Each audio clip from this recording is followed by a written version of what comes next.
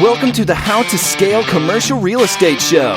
Whether you are an active or passive investor, we'll teach you how to scale your real estate investing business into something big.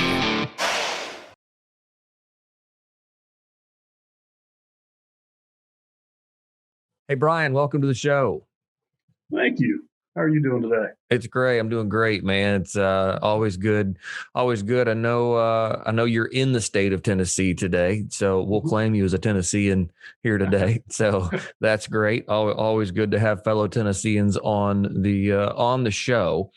You have an interesting perspective to commercial real estate in that you are involved in the insurance side of things. And no one really, and I think I've interviewed one other person maybe in the insurance space on the show, but we don't typically get excited about when it comes to insurance. We really don't. I don't mean that as a jab at your industry, but more or less just like it's an afterthought. And I think that's a mistake. That's so weird. That's not the most interesting part of a deal for you? We just want it to be low, the price to be low, and in the coverage to be sufficient. But and again, I don't want to dig into that so much. But really, I'd love to hear your perspective on where the industry was, where it has come, maybe even in the last 12 to 18 months, and then of course where you see it going. Yeah, I mean, I think you actually bring up something pretty good to kind of entree into this. I mean, insurance has never been the most interesting part of any deal. And, quite frankly, up to about a year and a half ago, we were in what we call a soft market. And typically speaking, if you were buying a deal, you could get the insurance, that you needed, and you could get it at a price that didn't in any way really impact the deal.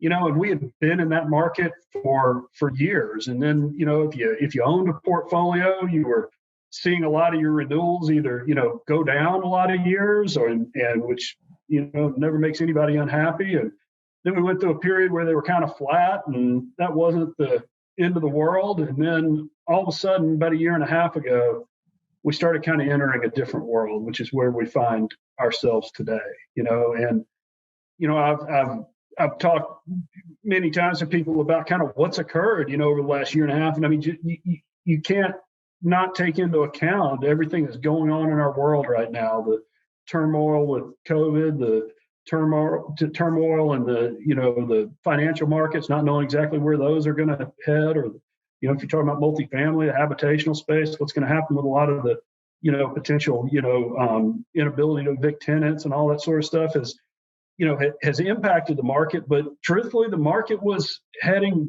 south, becoming a hard market, prices going up long before any of this stuff occurred. So these were just additional factors. The question I get is why? We pay these insurance carriers so much money. How, why is it going up? And I feel for my clients, and I understand their perspective on that. But the reality is that, if you look at your main coverages for, any real estate assets, you insure the asset itself, with the property insurance. And between the hail claims and the weather claims and the wind claims and everything else that just seem to keep coming across the country, different geographic areas have been hit with different, types of weather-related claims.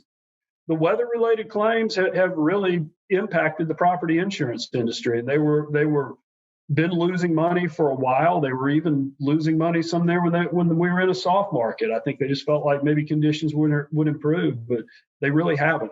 And so, you're seeing, a lot of property-related claims. On the liability side, there's a major talk right now in the industry about social inflation. And, and really what they're saying by that is just kind of how everybody's perspective has turned a little bit in our society. And that, if there is some sort of event, general liability covers things like slip and falls, third-party claims that might have occurred, at a property that, ultimately, there are attorneys that are looking to the owner of the property, to make them whole for almost anything that occurs and somebody gets hurt, on a property. And so you're really seeing, the general liability settlements have just gotten so large that, the general liability markets have, followed the property markets, and they've increased their rates substantially. And then they've also tried to impose certain, exclusions within a policy that this is the part that actually troubles me the most. And that is that so many times, a lot of times I see insureds don't realize the coverage that they have in place. And look, I've been on the real estate side before I was in the insurance business. I fully understand nobody sits there and reads their policies. I also understand a lot of people are just looking for the lowest premium. But in this market, that's the worst thing you could do, because a lot of times just looking for that lower premium means that you're taking on liability that you did not realize you're taking on. For example, assault and battery is the most common. These GL carriers are crime scoring these properties. If they score a certain place, they either try to exclude assault and battery or they try to sublimit it to such a point that it's really not much help. And those can be multi-million-dollar claims. And then on a much shorter note, but it's always your excess liability that you always also have to have in place on any of these properties. And that's, to a certain degree, was an afterthought for a lot of years. You just put your property, your GL in place. You went and got an excess quote relatively quickly, and it wasn't tremendously expensive. Well, because those verdicts have gotten so large, now they're starting to get into the excess layers where they didn't. Your general liability policy is usually $1 million per occurrence, and then $2 million for all the claims that happen in the year. And as soon as you tap that $1 million on a claim, then it's covered by the excess layer. And, if you really look, there were very few claims that really ever got into that excess layer. And now I'm not going to say it's common, but I would say it's common, but it's not everyone, but it is very common for these claims to get into the excess layer. So the excess carriers have responded by tremendously raising their rates. I mean, they've gone up from a percentage standpoint much, much higher than, anyone, any of the other coverages. That is a very, very unique synopsis, I think, of what has happened. I would love to hear from this point moving forward, what it is like, what's your advice to people? Let's use, maybe talk broadly, or maybe even pick a specific example, your call, but what's your advice to people when they look at their insurance? How do they plan? How do we as investors strategize? Yeah. Well, I think two things. You have to look at it from, is it a new acquisition? That could take me down, one thought process. And the other one is, I've got an existing portfolio of properties that I just, I'm not buying anything. I just plan to renew them, what I need to do. And so, I could tackle either one you want or both. So you kind of let me know, but I do think it's several different thought processes on each. That's interesting you say that. I wouldn't have thought that. So yeah, let's hear both strategies. Okay. Let's talk acquisition front first. On the acquisition front, carriers are underwriting at a level that they've never underwritten before. And so they're going to want to see your losses. And they've always wanted to see them, and you've always had to present them. But I'm just here to tell you right now, those losses have to be recently generated. They have to be complete. They have to be very detailed. They're going to want to see the losses right out of the gate. So sometimes sellers are a little, slow to release those. I'd say get those first and foremost, because that's driving almost everything.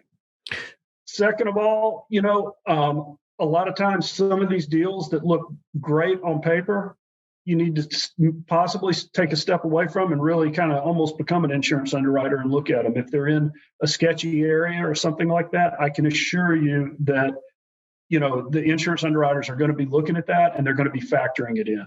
Mm-hmm. Big data has taken over. I had one this week where, the losses were clean that were provided to us, and we thought we were all great with everything. And then lo and behold, the underwriter goes out there and finds out there's been 4 shootings at the property over the course of the last 4 years that have all hit the press, and they're doing those sorts of things. I just don't think they did them as extensively a year ago even, but they are now most definitely. And so, the losses, big deal. Get those early. Building updates, it's on the exact same level as losses. If your property has old roofs, you could potentially have problems there. The problems being the carriers might only be willing to cover them the roofs, for example, by factoring in depreciation. And then you have a lot of lenders, especially on the multifamily side, when you have Fannie and Freddie, they just flat out will not allow it. But you have a lot of lenders who will say, no, we won't allow any coverage that has a depreciation factor built in to a claim. And so the carrier's perspective is, hey, we don't want to insure a place that has old roofs. Old roofs blow off, old roofs leak, and yeah, we'll provide you insurance coverage against the fire and all the other typical claims. But when it comes to replacing your roof, we only we want to factor in depreciation should there be a roof claim, as opposed to just putting you a brand new roof on with no depreciation. That can cause you lending problems. And I see people a lot of times in deals, they got them under contract, their money's going hard on it. They just happen to think there's got to be a solution out there for it. And a lot of times there's not. I mean, the solution is that you pay multiples of what you should be paying in insurance, if you can even get it then sometimes, just because of the roof age. So I'd pay a lot of attention to roofs. I'd pay a lot of attention to wiring, aluminum wiring. Huge deal right now. Don't just take the seller's word for it that it's been remediated. This is an interesting one, because unlike roofs, through the whole process between the lenders and between the carriers and everything, roof ages kind of eventually surface. Okay. Wiring is one of those things that seems to surface post-close. So you tell me as an agent, oh, it's copper wiring. I tell the carrier it's copper wiring. They say, great, here's your copper wiring rate. Then they come out and inspect and they find aluminum wiring. Now, you as the new owner have a property with aluminum wiring, and you have a carrier saying, I'm not going to cover aluminum wiring. So you have no option other than to update. Now, whether or not you can go back to the seller that told you copper, that's a deal by deal basis. Every scenario is different, but those are typically not discovered until after you've bound the policy. It's in place, you own the property. And so, if I was out buying a property today, the first two things I would ask, ironically, are, what's the roof age? What is the wiring? Oh, it's copper. Okay. When was it remediated? How was it remediated? Do you have proof that it was remediated? I would get definitive information on that. And then, quite frankly, I'd probably hire my own electrical contractor to go out there and take a look at it. So losses, roofs, and wiring. I mean, I would have said the same thing 3 years ago, but I wouldn't have quite said them with the same emphasis that I'm saying today. On the acquisition side, I see a lot of buyers comparing, what the seller was paying compared to what they're paying today. They're seeing a huge delta in that. The reason they're seeing that delta is just the way the insurance industry works. If you insured a property 3 or 4 years ago and you went 3 or 4 years without a loss or nothing significant, you're probably just going to get your renewal each year, and you might see some incremental increases, each year, but you're starting from a much lower rate. And so when it's new, when it's changing ownership, there's no talking the carrier into continuing things over. You're having a new policy, and that new policy is underwritten, like it's new to them, and it's at today's rate, which can be significantly higher than what that rate was, 3 years ago. The other factor is the values. Again, if you went back 3 or 4 years ago, you could have been insured, like, let's use multifamily, for example. You could have been insured at $60 or $65 a square foot.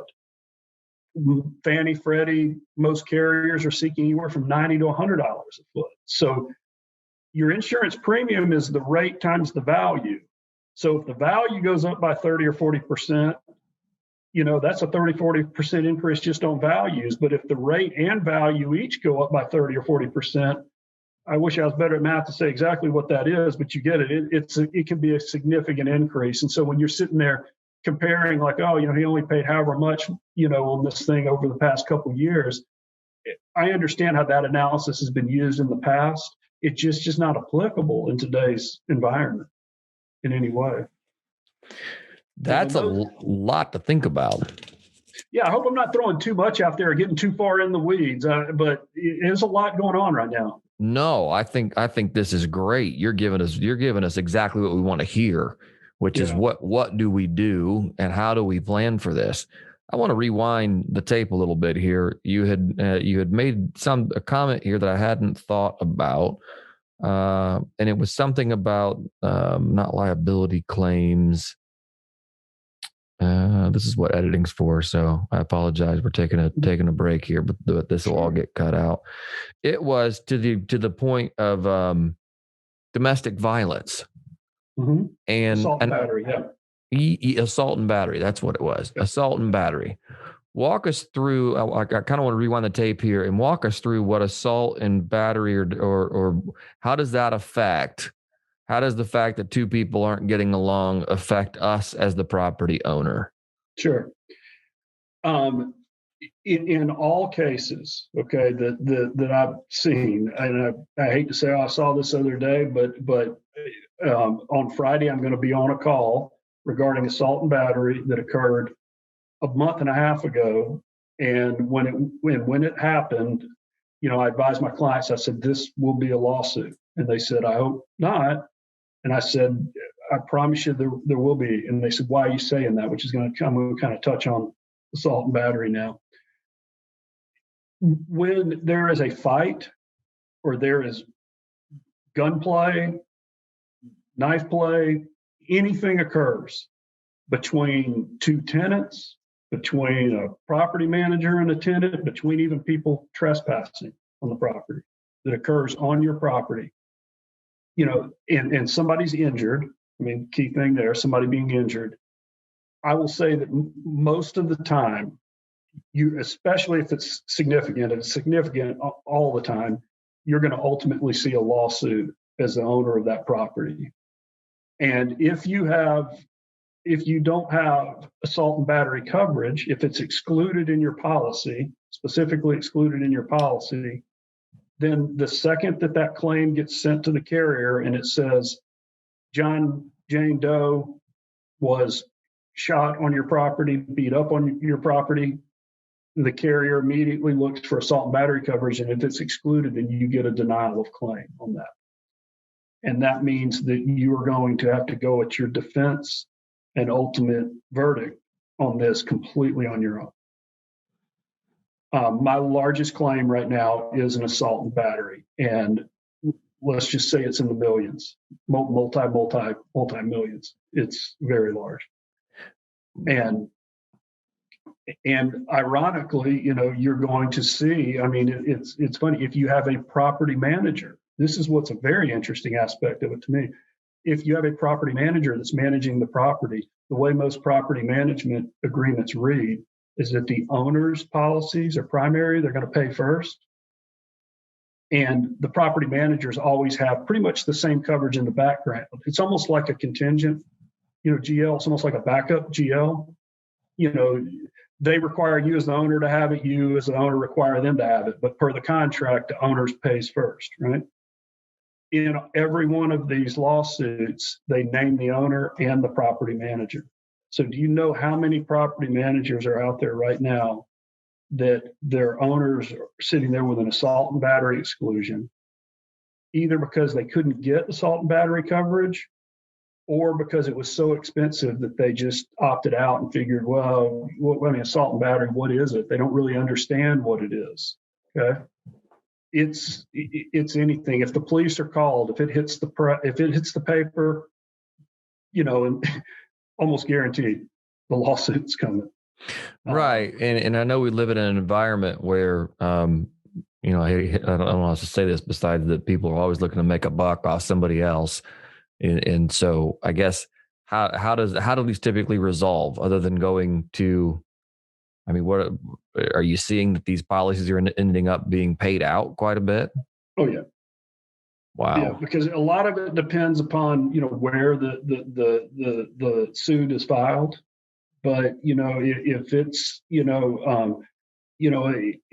most urban settings, you typically find courts that are a little more plaintiff friendly, and so a lot depends upon where it's filed. There's no doubt about that, but they ultimately they do because from the carrier standpoint, they look at it and they see the size of some of these verdicts, and then a lot of times, again, remember what I said earlier about, where is this property located? I mean, if it's in a little bit of a sketchy area or something like that, the crime score is really low. I mean, I've seen situations where, in these assault and batteries that they have, saw even higher verdicts because of like known conditions in the place. Like this kind of stuff's occurred all around you. And so it's a scary environment right now. This is the social inflation that I brought up. Mm-hmm. This is the social inflation. The other thing you're seeing with social inflation is crowdfunding of lawsuits.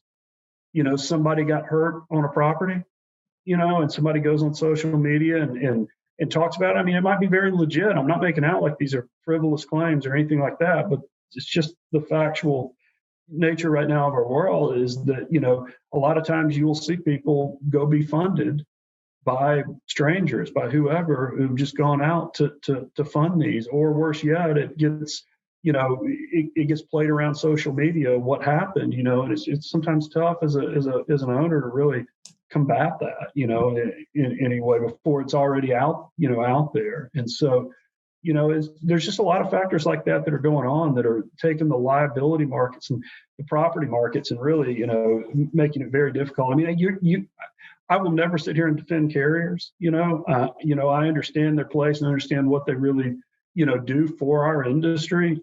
But I can also understand an owner's frustration sometimes with the premiums and everything else. But the fact of the matter is they're paying these monies out. They don't want to, but they are. And so they're compiling all of that data and all those payouts get factored in to the base rate that's being charged. Like how much are we probably going to pay out on this risk over the course of time? And that's where the premium starts. Right. And then it just goes up from there. Right. That's interesting. Let's quickly touch, if we can. I know we talked about it from the acquisition side. The other part of this, other side of this coin we were going to talk about was for the existing owner that may have a series of or a bunch of real estate. And how would you approach them? Yeah, I mean, every scenario is a little bit different. You have small, medium, and large size, portfolios, but really kind of the same principles, apply to each. If you have a property that's paid out, there's been losses on it, claims have been paid out, or those are property claims, liability claims, whatever they might be. If there's been some claims paid out on those, then there's going to be significant increases that are incurred upon renewal. The only difference is with a larger portfolio, they look at the portfolio as a whole. A lot of times, not always, sometimes they can look at, when they see multiple claims out of one property, even on very large portfolios, they might say, hey, we don't want this one property, but we'll insure, all of the rest. But it really just gets into a loss ratio. How much was paid out in losses versus how much premium has been brought in. And so, if you have a number of properties wrapped under a policy, or even if they're each insured individually, if there's been losses paid out on it, there will be increases on it. There potentially could be non-renewals, which what that does is kind of throws you out to the market. And now you've got to go out to the market and, and find coverage. And again, you're doing it under not historic rates like you might have been wrapped under. You're doing it under new rates now and with new carriers. And so with renewals, you pay a lot of attention to your losses. Get started early in the renewal process. Work with somebody that really knows how to navigate this environment. I mean, that's, I think, most critical, because there's a lot of people doing business with their golfing buddy who might be a great guy, but you need some leverage in this market. You need some knowledge. That's a big one. But to the asset itself, you really need to maintain your update information, your electrical, kind of the same things I was talking about earlier. When did you update the wiring? When did you update the roof? Don't have a lot of deferred maintenance around your property. Keep these properties up. If you have trip hazards, get rid of those because there are professional litigants out there that are looking for a sidewalk that's raised by a half an inch or an inch that they could trip and fall on. There's don't set yourself up as a target. This is the time to kind of button down the hatches, in my opinion. Make sure your properties are in order. maintain your information on properties, work with your carriers, and don't take the approach of, it doesn't matter, there's got to be a solution out there. I mean, you might get lucky and navigate it, but I would say, on average, you're not going to be able to pull a rabbit out of your hat in this environment. It's a time to really, maintain your properties well, pay attention to your tenant demographics, make sure that you're really doing, a very good job, in terms of managing the property. Right. And those are all very actionable things that we can do. And I really appreciate you taking the time to spell those out so clearly. The one point I want to make here is that ultimately what happens when we have all of these rate increases and especially if it's happening nationwide, where do those rate increases go? Right now, I mean, nobody, I don't want to be such a downer because you podcast here and it feels like I'm being very negative right now. No, you're giving us good stuff. I like this. Yeah. I can tell you that if I were to send to you what the industry write-ups right now, it would say continual hard market, meaning rates are continuing to go up. Mm-hmm. The insurance industry is a bit like a slow-moving stock market is kind of how I say, it takes a direction where, we're kind of like a big ship. I mean, right. It starts in a direction and it continues that direction. And if you want to turn it around and head another way, it can do that and it will do that, but it takes a little bit of a longer time. And right now it's on a forward direction with rates going up and coverages being carved out a little bit. It's not a buyer's market right now for insurance. Now, I have seen there has been some talk that there's some capacity, what we call as agents capacity coming to the market. That's just people that want to invest in the insurance market and bring, monies to it, which can be turned around into, offering coverage on properties. There is some talk of some capacity that's coming to the market. Now that will be a factor that could mitigate rate increases. And over the many renewals and everything that I go through every week, I do get the sense that maybe it's not heading forward quite as fast as it was. Maybe we're starting to reach a point of stability, but I think that's going to be an all of 2021 thing, and it could very well keep going. But it's a tough market right now. I mean, the carriers are just being very picky with what they write. Right. If it's loss free, if it's well updated, if it's a good property, okay, it probably won't be so bad, which goes to my comment a minute ago about what to do in this market. They look at those favorably as good properties. They need to bring those in because they typically don't have as many losses. Sure.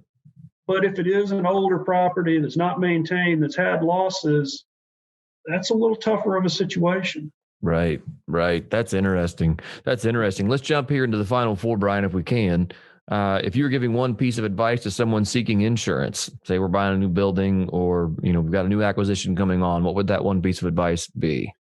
Yeah, it's funny. I'm going to sound like a parrot here because it's going to kind of repeat itself. It's all right. It's good. I would want to know everything about that building. Right. That's great.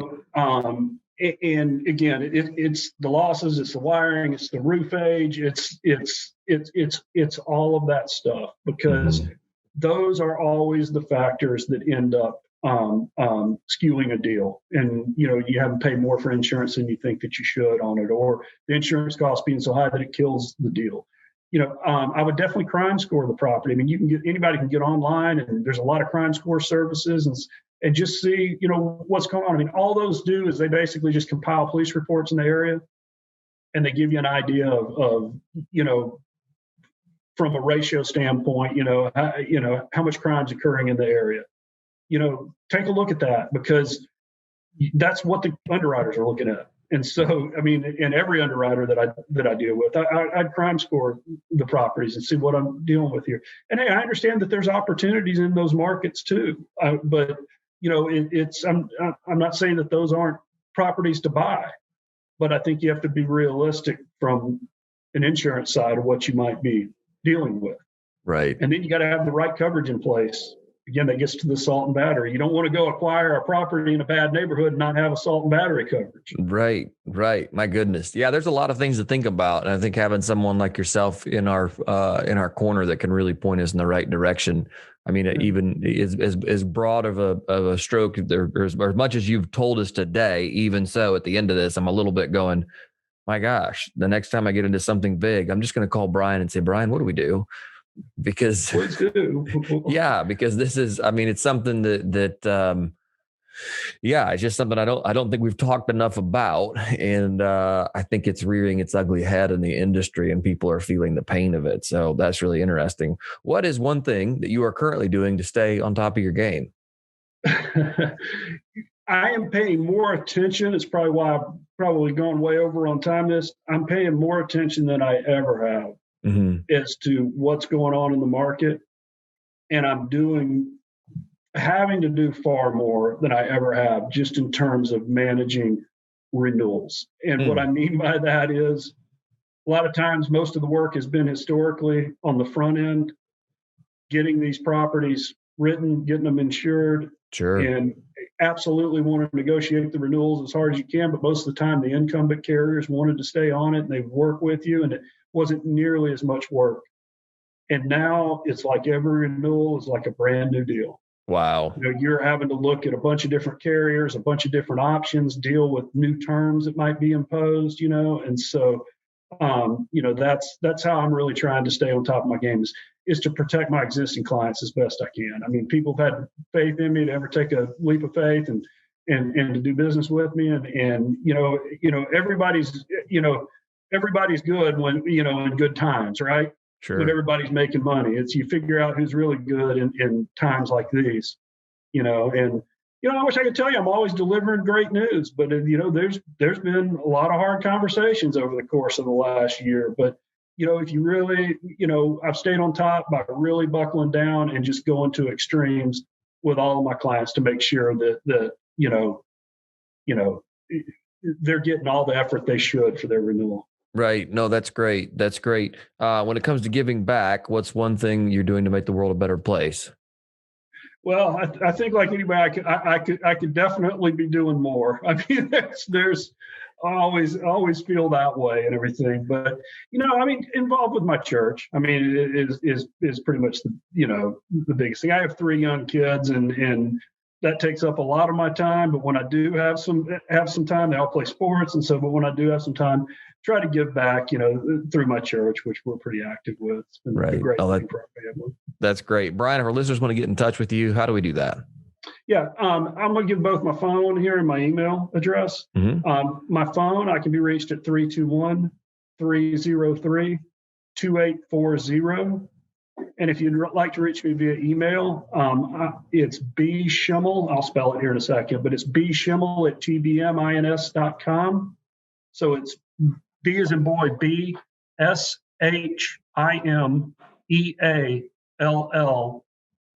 at T as in Tom, B as in boy, M as in Mary, and INS as in the 3 letters as in insurance.com. Perfect. Bryan, thanks so much for your time today. This was unbelievably informative. I certainly appreciate you coming on. No, I enjoyed it. Thanks so much for the opportunity to talk to everyone.